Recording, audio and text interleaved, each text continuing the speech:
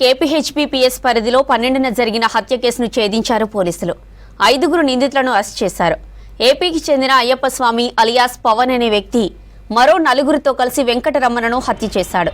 తాను ప్రేమించిన యువతిని తనకు కాకుండా తన పేరెంట్స్ వెంకటరమణ అనే వ్యక్తికి ఇచ్చి పెళ్లి చేశారని పగ పెంచుకున్నాడు పవన్.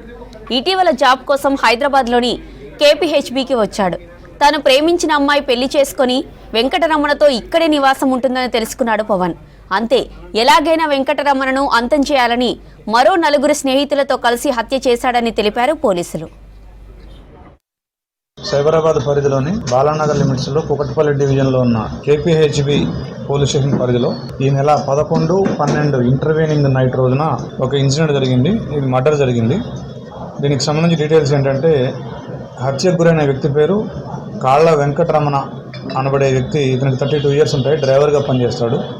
ఇతన్ని పంపిన అయ్యప్ప స్వామి అలియాస్ పవన్ అనే అతను A1. ఇతనికి 27 సంవత్సరాలు. ఇతను ఒక పదునైన చాకుతోటి హార్ట్ మీద పొడిచి చంపడం జరిగింది.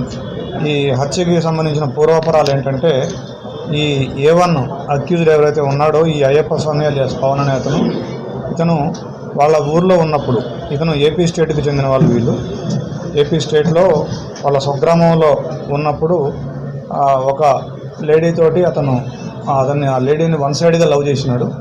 ఆ లేడీ కూడా యాక్సెప్ట్ చేయలేదు, వాళ్ళ పేరెంట్స్ కూడా యాక్సెప్ట్ చేయలేదు. డినై చేసి ఈ వెంకటరమణ అనే వ్యక్తికి ఇచ్చి మ్యారేజ్ చేసినారు.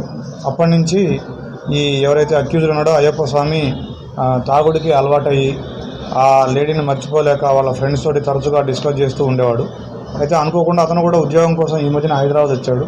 ఈ A1 అక్యూజ్డ్ వచ్చి ఈ అమ్మాయిని వేరే దగ్గర చూసి ఫాలో అవుతూ ఈ అమ్మాయి ఉన్న ఇంటి ఏరియాకి, ఈ భగత్ సింగ్ నగర్లో ఉంటారు వీళ్ళు, అక్కడికి వచ్చి తరచుగా తిరగడం చేసేవాడు. దాంతో ఈ భర్త మందలించేవాడు.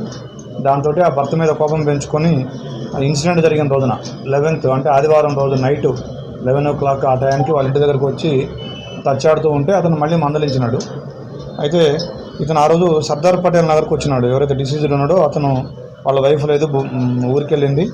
వాళ్ళ వైఫ్ సిస్టర్ వాళ్ళ భర్త ఉంటే ఆయన కూడా ఒక్కడే ఉంటే వీళ్ళిద్దరు వచ్చి అక్కడికి డిన్నర్ చేయడం కోసం వచ్చినప్పుడు అక్కడికి కూడా వచ్చినాడు ఇతను అక్యూజ్డ్. సర్దార్ పటేల్ నగర్ కూడా వచ్చి అక్కడ కూడా అతనితో గొడవ పెట్టుకున్నాడు.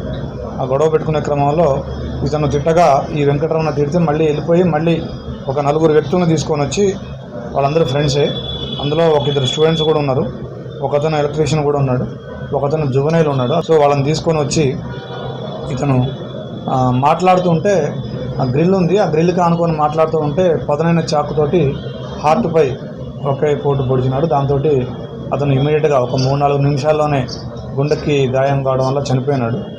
సో దాని మీద మనం కేసు నమోదు చేసి